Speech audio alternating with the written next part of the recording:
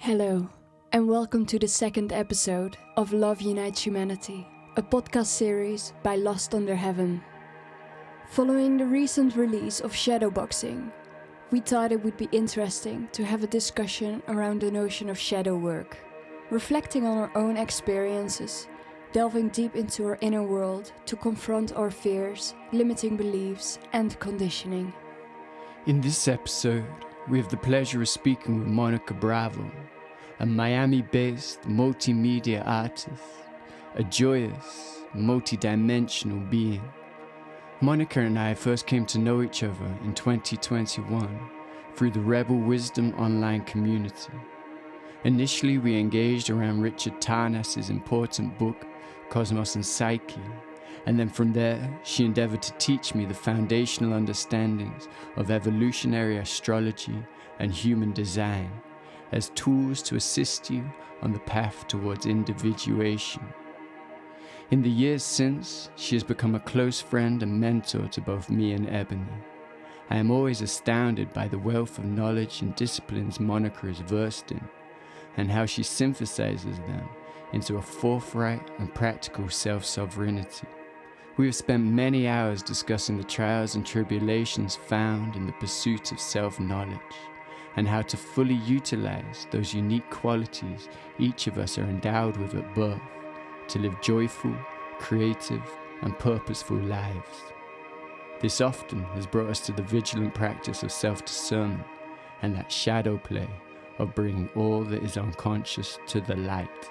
Through our conversation with Monika today, we offer our artistic perspective and dive deep into the themes of self-awareness, taking responsibility of your projections and triggers, the release of repressed trauma, and the importance of mindful embodiment and integration, learning how the continued practice of shadowboxing can lead us to the realization of the radiant fullness of our true being that resides behind the mask of our ego persona, ever present in the eternal now.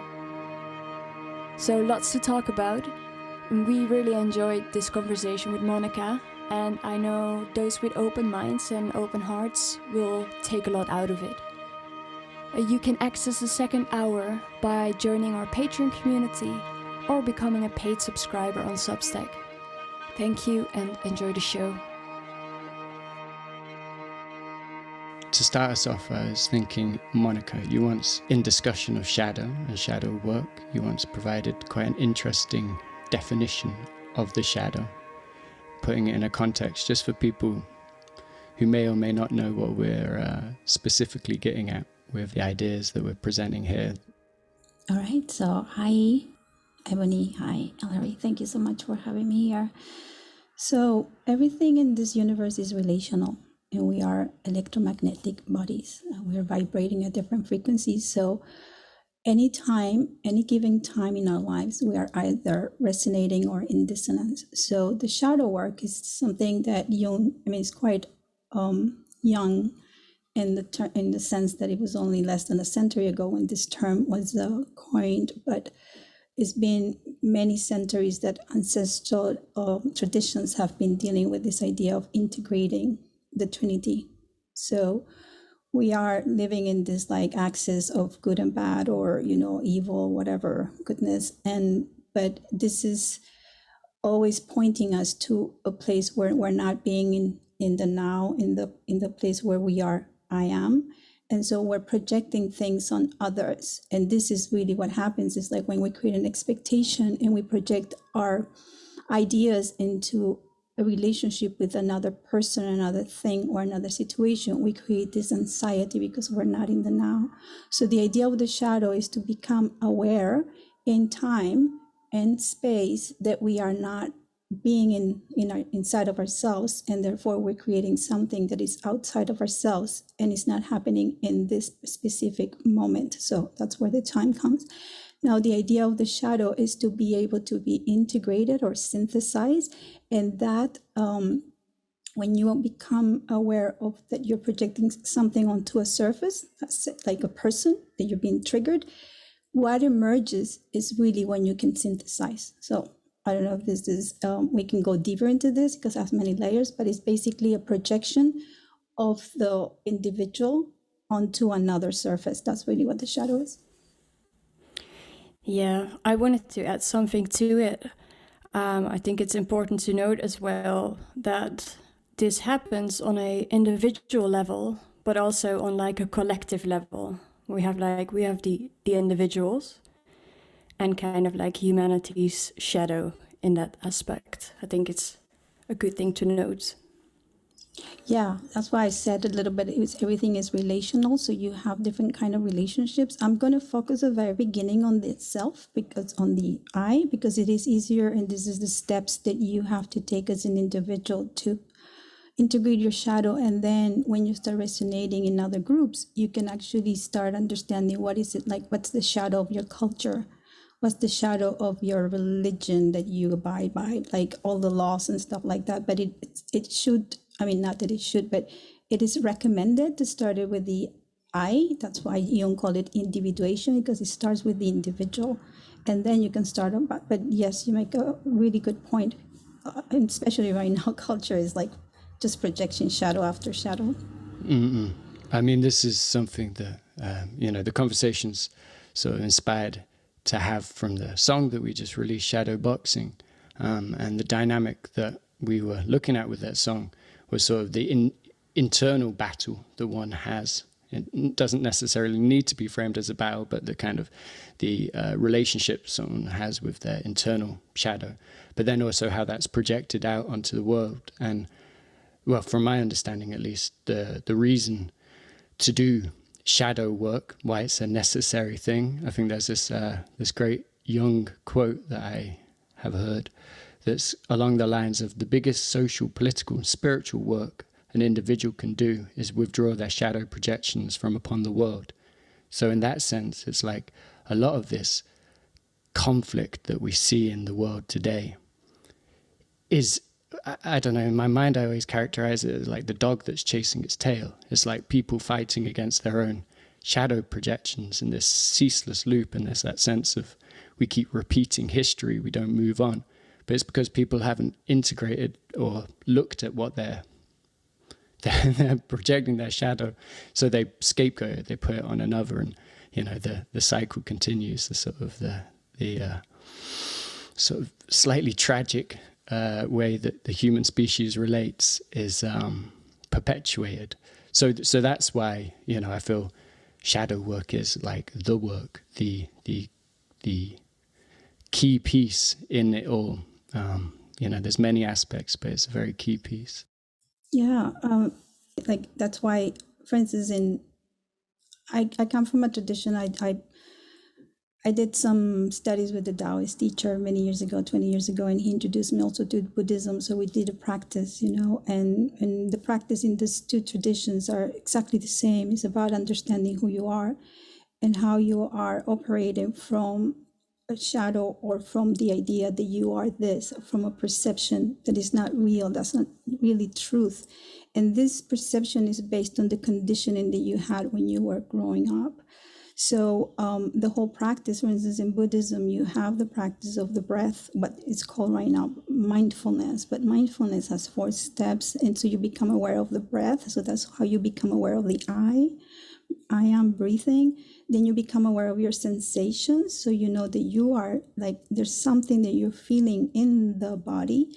And then you become aware of your emotional body, which is what we were talking about the last few days. It's been very wavy. Emotions are very much like waves. And then at the very end, what can happen with time is that you start making connections and you have insights. There's something that happens, that arises, that what Jung called synchronicity, and it's when you can actually make sense of that shadow. So he, without even using the word shadow, this say practice can bring the same result. I mean, this is something I wanted to kind of explore towards, well, later on in the podcast, is the kind of the sort of the techniques and practices in a way that people can come to work with this information, or these ideas at least. So maybe I'll just go back to the lyrics of the song, the opening line. It says, so we came from the same source, what ails you? And for me, this line, "What ails you?" It was inspired by the Parsifal Arthurian legend. It is the Grail question to bring to the Fisher King. What ails you? And it's the sense to bring awareness, to start to bring awareness that, all is not okay. The way things are, the way I am, is not working. For whatever reason it is, it's leading me down pathways in life that I do not want to go down. But until I realize that, it's just normal. It's just life. So there's a moment of that revelation of awareness, and bringing that light of awareness to the question, what ails you? What ails you? And as we talked a little before this, it's kind of bringing up what's the wound. And you mentioned the myth of Chiron, which I was intrigued to explore a little. Yeah, this is a beautiful introduction because the wound, we can also call trauma. And trauma in Greek means suffering, wound. So there's this beautiful myth. Chiron was, I'm just going to try to do it very fast, but Chiron was one of those, I don't know how many children that Saturn had, but he had way too many. And when he was conceived, the female, I forgot her name, she acquired the form of a horse. She was a nymph. And when he was born, half horse and half a human, as an immortal, she rejected him. So there was this wound that he grew up with, this vulnerability that he had, this sense, knowing and not knowing why he felt rejected. So, but he sensed it. And so he had this vulnerability. Now, time passed and Apollo took care of him and taught him many different things, taught him astrology, taught him some healing practices in which he was always capable of helping others. That's why he's also called the wounded healer, because he was born with this wound. Now, the interesting part was that time passed, and there was one day by accident he got injured with a arrow, that it was poison on one of his limbs, his legs. And so because he was an immortal, he couldn't get healed. And so that second wound, the second arrow, is what the Buddha says is the one that we always hold on to. So we are born with this vulnerability that we don't feel enough. We don't feel connected. Something happened. And then through time, there's certain things that happen when we're young that remind us of that wound, and that wound sometimes becomes even bigger. And we start believing that we are this person with that wound. So the whole idea and the process is to become aware that, one, you're not the second wound, that's like reminding you that something is painful. And the first wound is just a perception. And there is a process in astrology where you actually integrate it at a certain moment, but it requires some steps that I can go later about it. So it's about integrating the wound. Now, how did Chiron actually integrate the wound mythologically? Well, he arrived to a place where he couldn't tolerate the pain anymore. So he saw that Prometheus was being punished on a tree for having given fire to the humans. And he had his liver wide open, and he was being eaten by a bird every day. So he had this idea, why can't I just give him my immortality so he's free? And by doing that, he made a deal in the Olympus, and he was given the possibility to become one of the constellations. So he's the constellation of Centaurus, and he's liberated. So there's a moment we can actually liberate ourselves from that pain. So that's the myth. I like to pick up on something when you started talking about when we identify with that wound, and that kind of like that part often is referred to as the ego. When we start to over-identify with the beliefs, with the conditioning, with the things from the wound. So maybe we can talk a little bit more around that part as well. Yeah. For me, it's very important to get the definition about ego and the self, because unfortunately the ego has had like very bad rep. And ego comes from the word ego in Greek, means I. And so egoim, it means I am. And so this is the first perception that we have, or rather, this is the first awareness that we have as a human being that we are. So without the ego, there's no perception of that I am here. Now, the self is the unconscious. And this is what Jung called, like, you integrate the shadow by becoming aware of your perceptions, of what you are feeling in that moment, which is not really true. Whatever happens is in the moment. It's like what I'm feeling. And most of the times what we're feeling is coming from a memory before. So that's why when we become aware, and awareness is probably the most important part of shadow work integration. When you become aware that you are in pain, you can start having a path towards integration. But until you don't know that this is a pain, how do you know what you can heal or integrate? So the ego, as is used, unfortunately, over and over, people say, oh, you have too much ego. It's like, well, excuse me, I mean, how do you want me to perceive? Maybe it is too much. It's because I'm projecting or identifying too much with the pain or with this perception of what I'm not. But at the very end, the ego is our lens. This is how we see the world. Yeah. I mean, this is kind of loops around to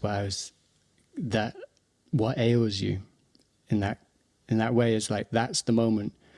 Bringing that question is the moment where it's like, okay, this ego has become a bit of a dysfunctional distortion rather than, a tool of interfacing with the world.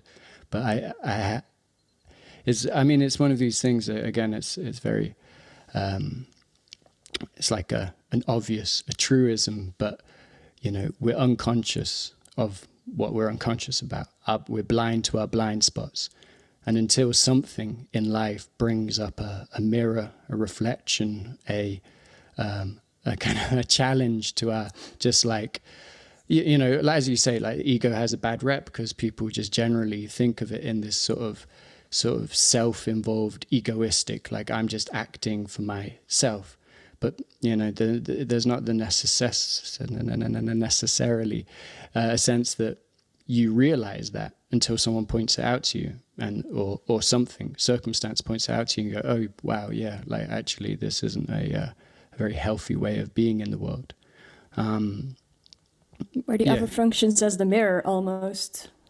Absolutely. And that's why everything is relational. So relationships are super important. Now we think of relationships like, here in America or United States, Valentine's Day, it's only like relationships. People always talking about the other as the lover, but they don't understand that the other can be a thing or it can be a situation. So when we start understanding that we can also project even into ourselves, because if I don't have currently a relationship with somebody, so my relationship is with me day to day. But relationships are basically the best way to work with our shadow. Not necessarily the least painful, but they are really there. So it's about how to seeing the other serves as a placeholder for the reflection or projection of ourselves. That's beautifully said. Perfect. Yeah, I mean, it's something that me and Ebony being in a kind of a working relationship from almost the outset of coming together. I think that's been a real boiling pot of bringing things to the surface, and that it took us just like years of just kind of committing to the practice of that. Well, I guess first again, like realizing that it could be used as a practice, like a crucible of becoming, of growth, rather than just like conflict. That there was a place that could be worked to beyond that conflict. And I think that's why our work also has such a focus on that kind of like the constant transformation, the constant kind of like creative process, because we literally get it mirrored back so quickly on a day-to-day basis. And then through that, it also brings really kind of like, well, beautiful insights and inspiration, which then gets put back into the music and work we create. It's beautiful. Can I see something? It's beautiful that you as a creative duo, but also as a partnership, you have that awareness that the age, yeah, I mean, I'm double your age, you guys, that you have it at that time is just something that I admire a lot. I didn't have that when I was your age and in my relationships, but that was my path. I'm not looking back and saying like, boo-hoo, that happened to me, but it was, I arrived to a different place through the pain of being in relationships where we were projecting one another to the point that we had to separate like horribly, because I felt at one point that I had lost myself, not even my ego, myself. There was no more me at all. And so I decided through all these practices, like, oh, okay, I know a little bit about all this. I do have to practice it fully so I can integrate myself.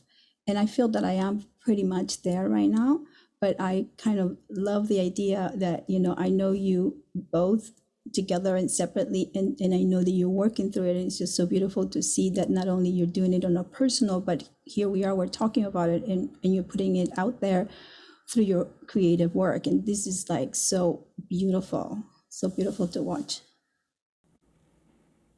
Yeah, it feels really, for us, I would say that it's like the next step. It's a new chapter. This feels really fresh for both of us. And I think we didn't really do that before as much, but we're going to come from a very kind of like individuated mode of expression from like both of our perspectives and opening up more. Or at least more so. Getting there, getting towards it. I mean, for me, I think it's realizing that everything in life is like that sense of all of life being the dojo. It's like you bring that level of awareness. And again, it's something I try to express in the lyrics of the song, but this idea that you can consecrate and choose, you know, it's like the holy adversary, that in whatever it is, whatever challenge, it can be used as something to work with yourself on. And I think, so this is like a shadow work 101, but looking at what triggers you. And I think this is very interesting, because we almost live in a culture that is like trigger fetishism. You know, it's like everybody's just spending their time. It feels very indulgent, but I guess it's unconscious in a way that it's like people, it's like you're addicted to being triggered. Like I feel like that's how a lot of like social media content is like looking to be outraged and engaged. I would say it also comes from a very reactive way of being. And we're a very reactive society because also we react very heavily to the outside world, which in that sense, if you understand the shadow, is also a shadow. But to become more kind of like, we'll have to, like once you become integrated or when you move more close towards that, we start to respond with like, you leave room there to kind of like, okay, wait, what's happening? You observe what's happening instead of like, oh, it's this person that is doing this to me. You take a moment and you ask yourself, oh, that's what I do. Wait a minute. What is really going on right here? And what is it trying to show me or tell me? And it is almost as if we have forgotten how to read the world kind of like from a more symbolic level.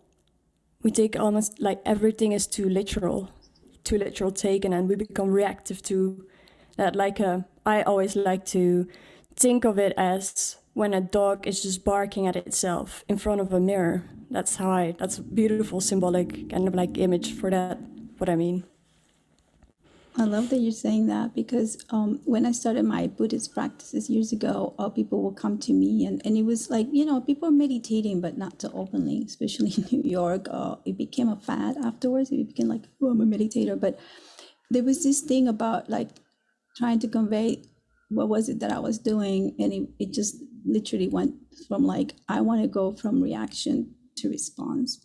And this is in the process of becoming aware of me through my breath. I can have sensations, because the sensations, this is interesting. This is a funny thing. Is like, I did not understand anything about felt sense until like probably 5 years ago, because I skipped that. I'm like, yeah, well, I'll do that later. And then I'm like, ooh, emotions, because I'm a very emotional person. So I was like, ooh, emotions. And then I loved Jung since I was little. So I was like, ooh, insights. We're going to go there. And only when I started doing somatic practice a few years ago, I was like, oh, felt sense. Oh, okay, I get it. So it takes so many layers. Yes. I mean, this is something that I think there's a lot to explore into, because, you know, a big part for my past, I don't know how long it's been, about a year's process has been actually, again, doing what feels like the work, the real work of bringing it back into the body. And I think that initial bypass, essentially, it's like spiritual bypass, whatever you want to phrase it as, is like going to the intellect, going to the concepts, and they're fascinating, and you can know them all and feel like, oh, I know this. But actually, and then I think this again is this notion that history repeats itself, because we're like, we know history at like a level of facts and but actually to go into the, well, yeah, the somatic, the embodied, the trauma, like the horror show of history, and actually process it in a way that is embodied. I heard someone also, I don't know who it was, but sort of say the unconscious is the body, or the body holds the unconscious. I don't fully really understand the whole of these premises. It's something I'm learning about and exploring, and you know, I feel like I'm just scratching at the surface in my own you will say the experience in itself is what it is, the practice. It is the experience. It's not the thought or the ideal or the concept or the projection of an idea. It is actually when you feel it and you sense it and you can identify it as something that is happening inside of you. We use labeling at the beginning. This is the way it feels when I'm angry. This is the way it feels when I'm not comfortable. And when you become aware of that, because you're actually repeating it to yourself and you're saying it to the body, and the body's becoming aware of it, this is really the first step to move into that place of integration. I know that you want to keep it like that, but I wanted to see something. Kick me out if you want. I wanted to say something about duration and process, and like there's stages. There's stages in everything. So there's like, and if I use, for instance, this circle of the 12 tribes or the 12 the signs of the zodiac, that they have a very archetypal meaning in the process. So you start with 1, that is the I, and you end with spirit, that is 12, and there are all these stages. And so 7 will be you, because I'm aware of you. I went through the whole me, mine, my idea, safety. Oh, I want to play. Oh, humility. Then you, us, ideals. Oh, society. And now it's like, oh, we, the people. And now back to the source or God. So this process takes time. And as you know, we need to experience time in this lifetime to get into those processes. So I wanted to point something that goes back to Chiron, or how to integrate this in the process of time. In the first podcast, you spoke about Saturn returns, and this is a very important part of the process of integration, because when we do the Saturn return, it's one of the first cycles that allows us to understand that our reality we create, and we are part of that reality alone in ourselves. So the second step will be what are the second step that you're going to do in order to get to where I am right now? I'm going to have my second Saturn return in 4 weeks. So there's a whole process of integration afterwards where you get into other levels of understanding. Not that I have a better view or different. It's just like the way I have been able to integrate it, as I shared before, it was through the pain of a relationship. But now, for instance, you've done both the Saturn return and you have come to this awareness. So the challenges and the experiences that you're going to go through are probably very different than mine. And I am in joy to just know that your generation has more potential right now to this awakening, because I had to wait until I was in my mid-50s. And I'm fine with waiting with all this white hair. I'm fine. But it is also, I want to say this because it's important.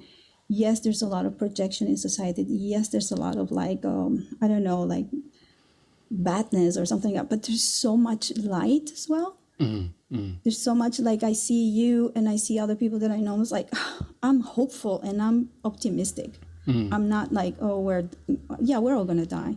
Not like that. So just wanted to share that. I really like what you say there, and it's almost like the shadow becomes harsher as soon as more light comes in. So how I look at it from a symbolic kind of perspective, what we see coming up right now within the world and within ourselves is kind of like everything we have suppressed within ourselves and as humanity. And it is all coming up now and faster than before.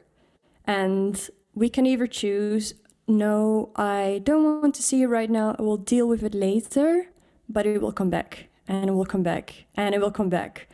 Or you can say, okay, let's sit with me, and let's go deeper, and ask questions, and connect, like truly connect with the inner self. Yeah, so the Saturn return, I think is something, for me personally, was a moment, again, of bringing that light of awareness, that reflection.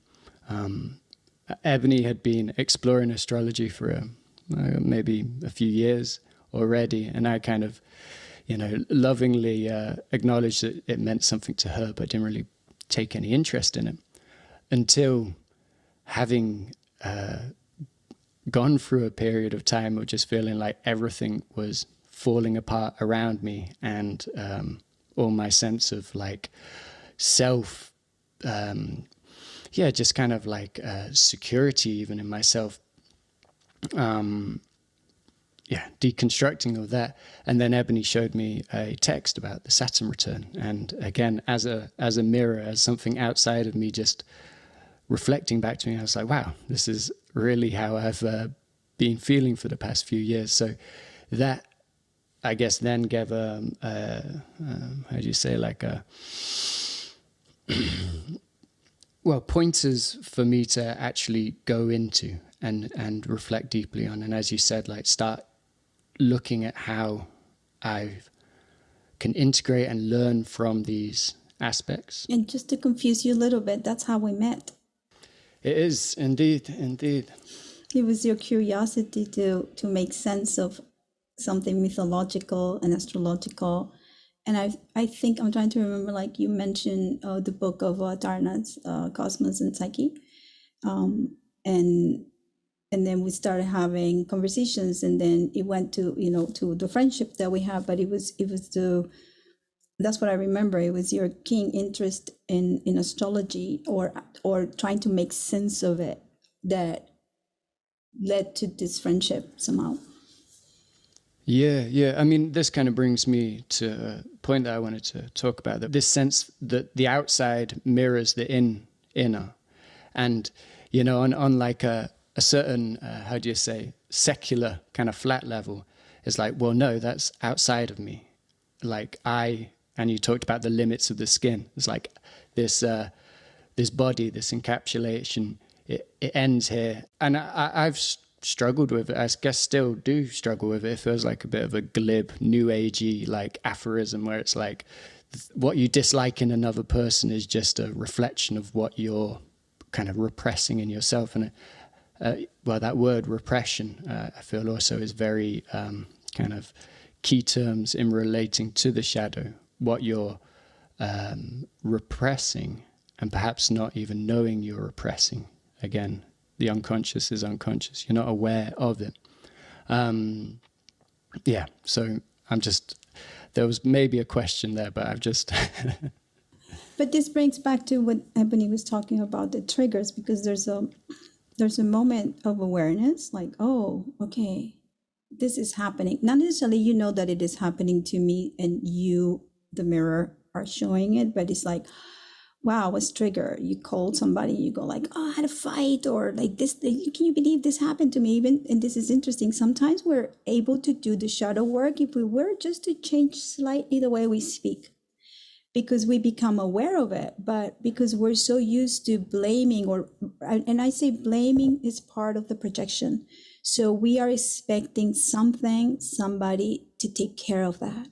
And at the very end, if we're going back to trauma and different steps, and how like right now is becoming so important in our culture to understand really what trauma is, at the very end, everything comes back to this disconnection to our emotional body that we were not given the opportunity when we were little, because our parents didn't know, our great grandparents didn't, like a whole culture didn't know civilization. We've been war after war, like really depleting our needs, like emotional needs, because we're just pointing to something that is outside of ourselves. So it's going to take some time, and I see a lot of light right now, because I see a lot of people really eagerly wanting to work with the shadow, whether they don't even know that it's a shadow. I see a lot of people wanting to work with their trauma. They don't even know that it is called trauma. It doesn't matter. Those are labels. But the most important thing is the willingness that the human being has in order to integrate the pain. Because at the very end, nobody wants to live in pain. Who wants to I want to have a painful life? No, I don't. But what do I do? So you see that some people are more capable of, and this is going to go, no, I'm going to stop there, because this is going to go down the rabbit hole of narcissism, which is like another thing that I don't want to talk about right now, but it's awareness and lack of awareness. There's that. Yeah, I really like that. And it reminds me of, as you said, like from when we didn't have that room to connect with the emotions when we were smaller, and maybe we have been met in life with harsh situations or anything else that kind of like it hardens our heart, or it puts like a armor around our heart. And in that sense, what we talk about it is like we're gonna have to go through a softening, because we are, as people, especially in the West, in such like a logical place of being. Like we're coming very much from the intellect, but we have to get the heart and the intellect together in some sort of balance. But it is like that softening of the heart is a big process of that journey as well. And I wanted to just go back to like have a really nice Blake quote about what we just spoke about, like the outside being so connected to the inside. And he basically said, all that you behold, though it appears without, it is within, in your imagination, of which this world of mortality is but a shadow. And I really love that idea, and that like as soon as you become aware of that understanding that it is so interconnected with each other, I think it ties in nice to the lyric, the enemy is you. Like you got to learn to love your enemy, for the enemy is you. And when we understand that that situation is our own projection, we realize that we're fighting with shadows. And that's a kind of like the shadowboxing. We're just like out in the world, fighting the seeming other, but really what we're doing is we're fighting ourselves. And from there, once that realization hits in, you come to that place of like, okay, I'm going to take responsibility, because I know that I am the only one that can take responsibility for my experience. And I think that's a really beautiful process once you realize, because it's really empowering and moves towards that kind of like, you become more liberated, you become more free, you become more like just connected. Yeah, so from what Ebony said there of like the lyric, love your enemy, in the song, and just like the conceptualization that I've come to working with, there was this discernment of the inner voices, the voices that you kind of, for a long time you're like, well, this is just me. And it's like, actually, well, no, there's different characters within me. And for me, the discernment or the realization, the kind of the observation of the inner critic, and then also the one that's criticized, and having this interplay. And yeah, so it maybe isn't the best way of saying it, but the inner critic feeling as it was this adversary, this enemy. There's something that I joke with myself. It might be very specific to growing up in the UK in the whenever it was, the 2007, 8, 9. But the NME, New Musical Express, was, a magazine that I read a lot as a teenager, and it had this kind of hyperbolic tone, like it would really big things up and then it would destroy them. And it was like, somehow I felt like my inner critic almost took on the voice of NME music journalists. And then suddenly I found myself in the position in 18, 19 of being bigged up. So on one side, it like elevates you, hypes you up, makes you like, oh, you're the hot sauce, you're the big new thing in town. And then, it's also the criticism, oh, you're this, you're not that, you're not that.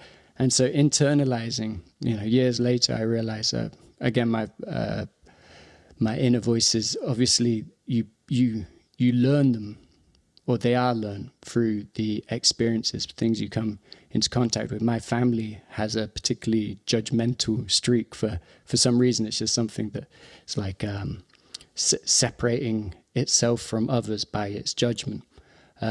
So I think just looking into that and the learned belief systems, again, it's like, as you're saying, with time, with maturity, with a perspective, you come to go, well, actually, this isn't the truth. This is just a way of looking at it that I've become familiarized with. I've become habitualized.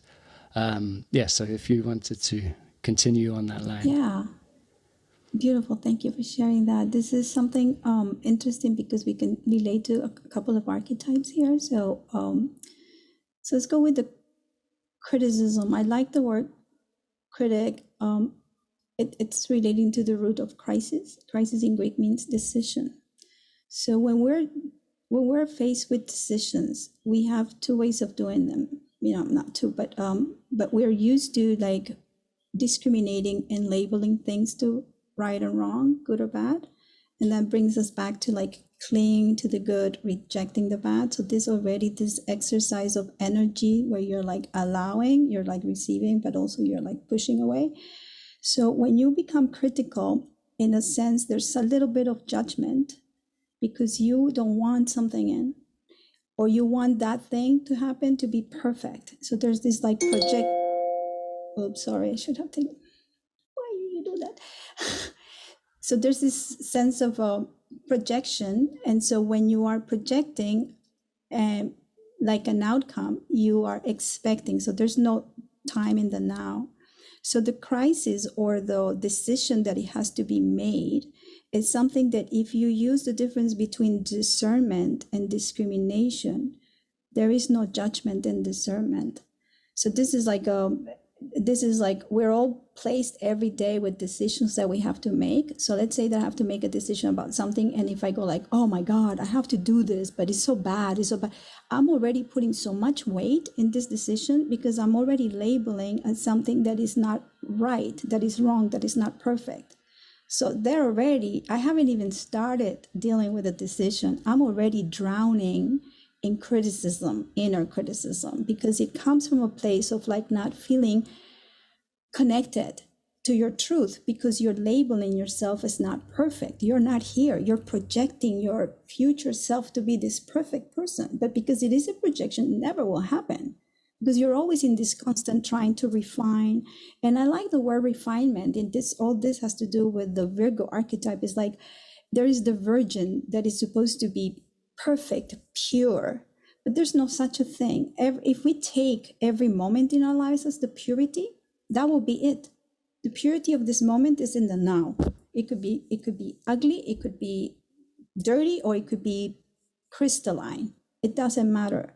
So we use the criticism as a mechanism of protection from some sort of disconnection to the now. So I'm not saying, I come also from a very critical family. My goodness, my mom, she was always yes, no, bad, good. And me, that I'm like the other way around, like no boundaries. I used to beat my eyes like that and go like, why is everything has to be wrong or right? Like I want to be in the middle. So then I did not have any discernment at all. So then I ended up having I mean, if I tell my friends, my boyfriends and everything, people, my mom was like, do you know how to choose people? I was like, why should I choose? Like, I don't have no discernment. So I had the contrary. I had to learn in life to use discernment to take care of myself. But you, for some reason, want to choose the inner critic in you because that's protecting you from something that you don't feel safe. It's the same road, only that you choose one part of the criticism, the crisis. I chose the one, I'm not going to have any, I'm not going to have any boundaries. I chose that. But it's a choice, and it's a choice based on like how you were brought up. 3 of the people in my family are overcritical. 2 were just like hippies. We don't care. But now, in this part of my life, I'm integrating because I see the value in being critical. I now see the value in being critical, but I don't use the discrimination part. I use the discernment part. So I became really good friends with that discernment. We need to be critical. Otherwise, we don't make good choices. I really like that what you say there, and I just want to bring that is the sound of like a healthy ego. And just to go back to the ego, like it's not the idea that we should get rid of the ego, because in the beginning it's kind of like not a weak ego, but not as mature as it could be.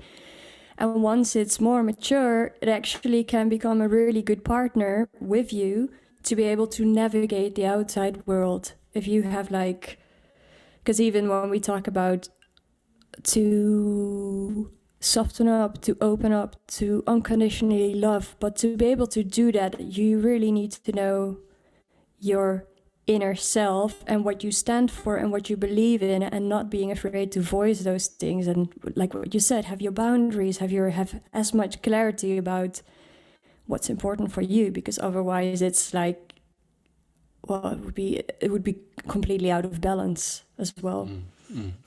With the whole sense of shadow work, it's not to get rid of anything. It's to bring it all forwards and to take it into a fullness, an awareness, like a complete being.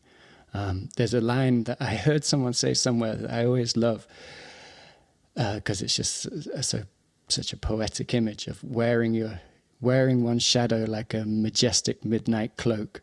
Is like, yeah, I own this, I'm aware of it, and I know how to work with it in a way that is effective, is useful, rather than it kind of, again, it's like the traumatized ego persona running the show, rather than who you are, the essence of who you are.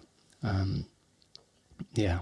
So can I add something? Because about belief systems. So belief systems are social constructs, and we all have different social constructs, and they're because, like for instance, if we believe in the same thing or we like the same thing, we kind of gather together every week, and we do this thing that we like to do together. And there's a moment that we need to get organized. So then somebody says, oh, I'm going to ask for the money so we can pay for this place. And then the place becomes the temple. And then the thing that we like the most becomes the ritual. And then from one day to the another, you have a religion. And this is really what happens. It's not good or bad. It's just the way that we are meant to be socializing. That's why it's a social construct.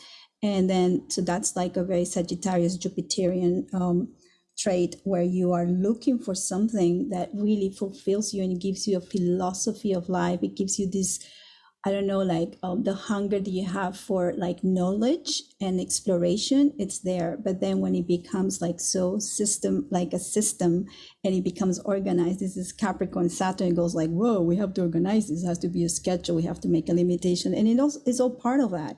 It's just understanding that these things can also change with time. So what I used to believe in, I no longer, it's not that I dumped all that, but I remember just adding to my artist statement a few years ago, it's like, I'm no longer a seeker of truth. I embody my own perspective, because at this point, this perspective changes every day, all the time. And I'm so open to explore the new, because I lived many years fixed that this is me. And until I was like, ooh, this is not really true. I just stayed so like square with this that even when I wanted to change my mind, I couldn't, because I was embarrassed of like accepting that that I was not that person anymore. So the truth is something that it changes. And for me, the truth is in the now. The truth is like this moment right now is true to me. But it doesn't mean that tomorrow I'm going to be holding on to. So holding on to the truth makes us suffer a lot, because we believe that we are the belief system, but we're not. We're just perceiving something. So changing positions is very important. I just finished a very big piece for the East Boston Police Department where I make these hanging sculptures, and I want the persons to go around the room so they can perceive the piece differently. There's no such a place like this is perfect. Depends if you want to look from the second floor, from the first floor, from up, from down.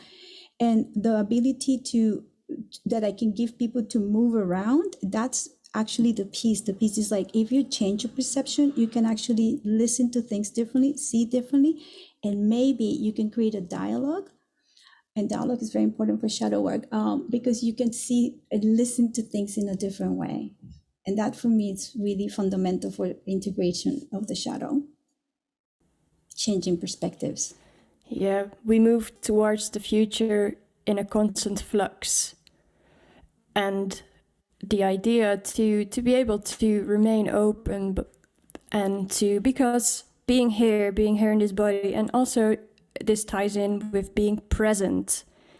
You are constantly present with what's going on and happening, because the landscape and the archetypes are changing every time. Like, we're in a big change right now. So we will be dealing with a lot of new things that will come to the surface again. It's not like, oh, I've dealt with my shadow work, now it's all done and over. I believe this process is ongoing till the so-called end of your life.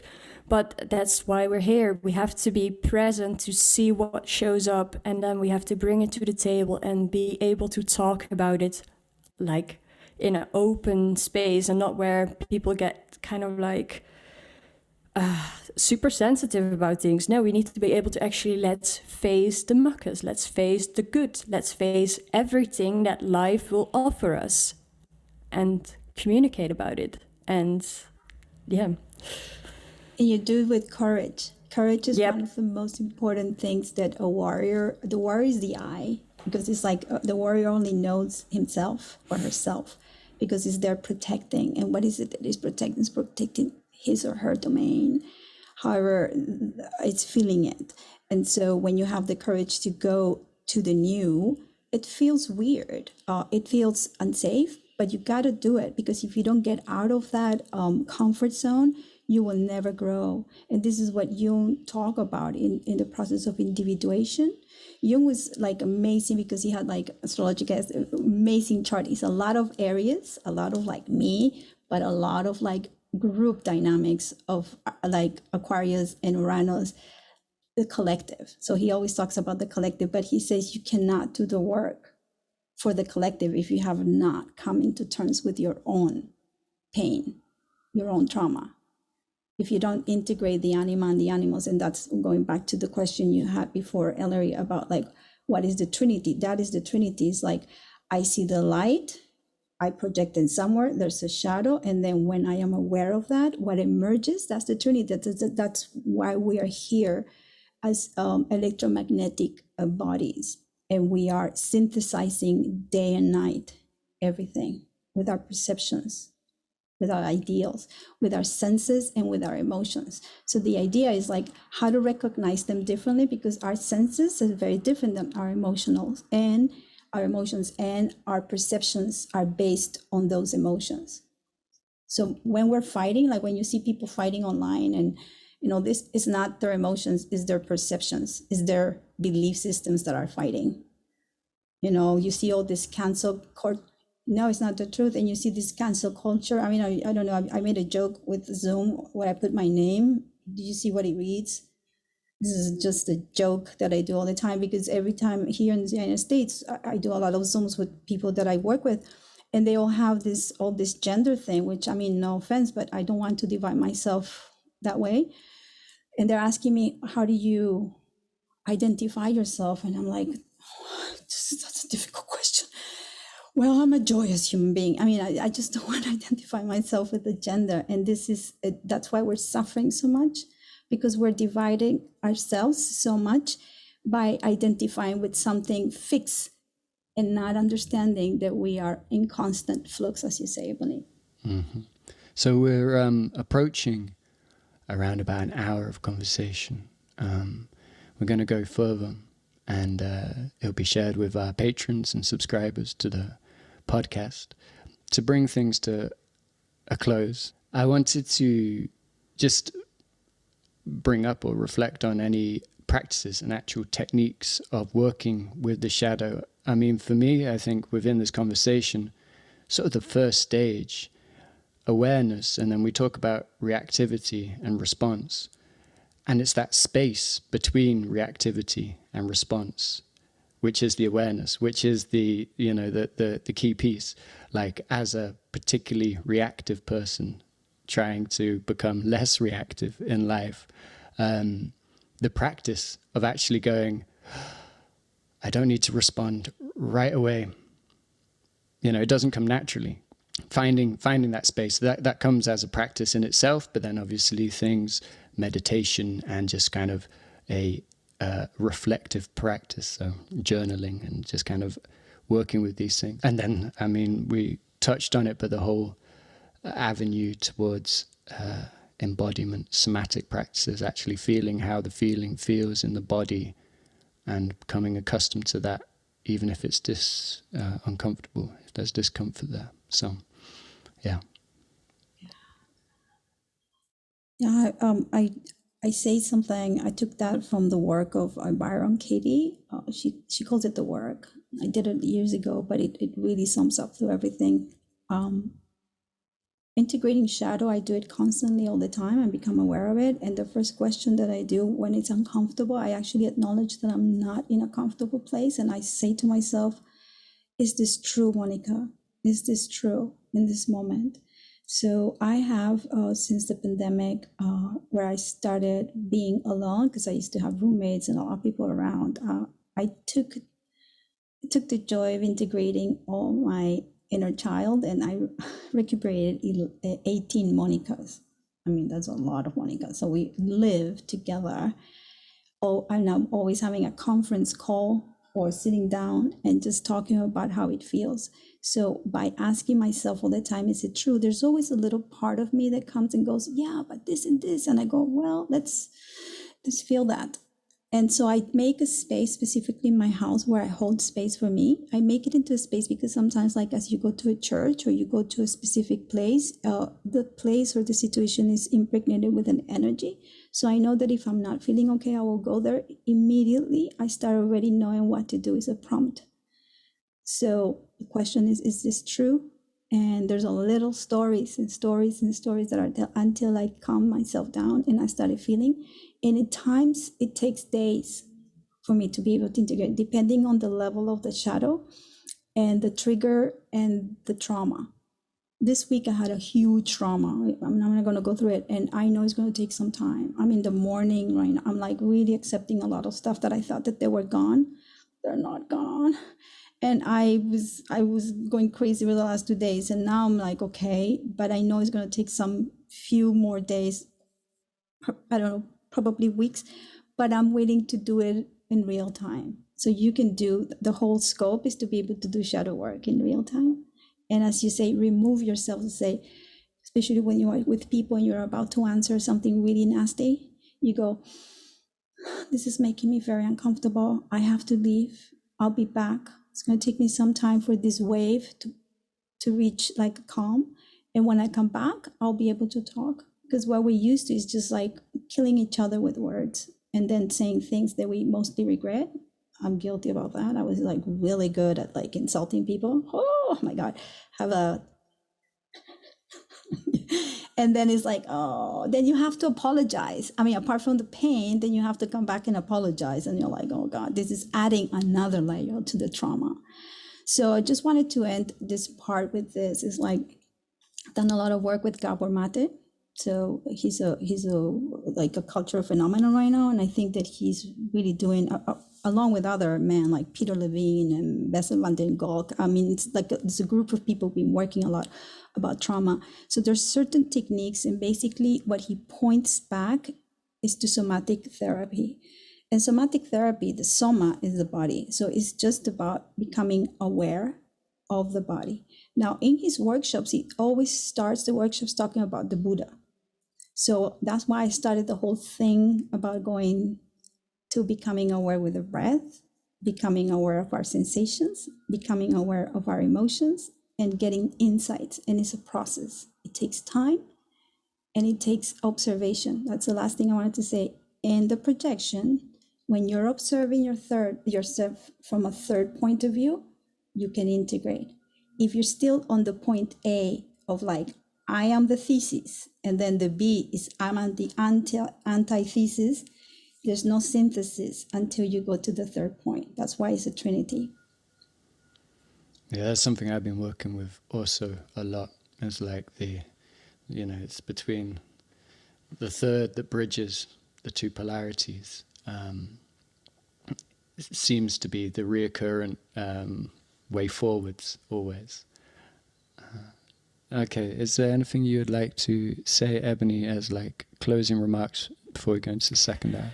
Yeah, well, I would say personally for me, journaling as well has been really, really helpful, or just kind of like making that like a daily practice. But then what we just spoke about, and I don't really have that reactivity because I'm quite an observing person, so I take a moment before I respond. But what I have been really kind of like working on is my way of communicating, understanding that I can communicate things in a different way or communicate better so things become more clear.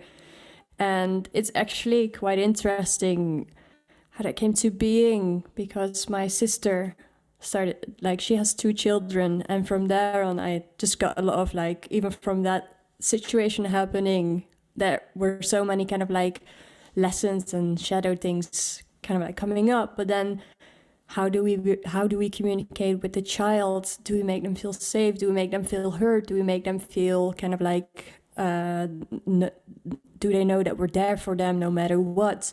But that's the same that we will need with others. Like in my relationship with Ellery, for example, like when we have a miscommunication, it's either one is not hearing the other or one doesn't feel heard. So to really allow that space and create that space to make ourselves more clear and bring that clarity. But yeah, that kind of like the trinity for me is, I've been looking a lot into non-dual teachings.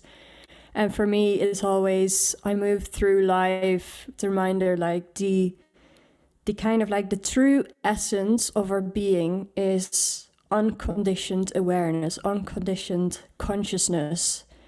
And people come from a place when we don't know what's going on within someone. So to be able to hold that space and actually like, oh, why did this person honk at me at the car? Maybe like they're going through something. Maybe their mother died. Maybe something else. We don't know. And people are not that open to express. But then to always remind, well, actually, the truth of our being is unconditioned awareness. But we've gathered all these, like I like to look at it as a dirty window. That the window the vision has become so clouded.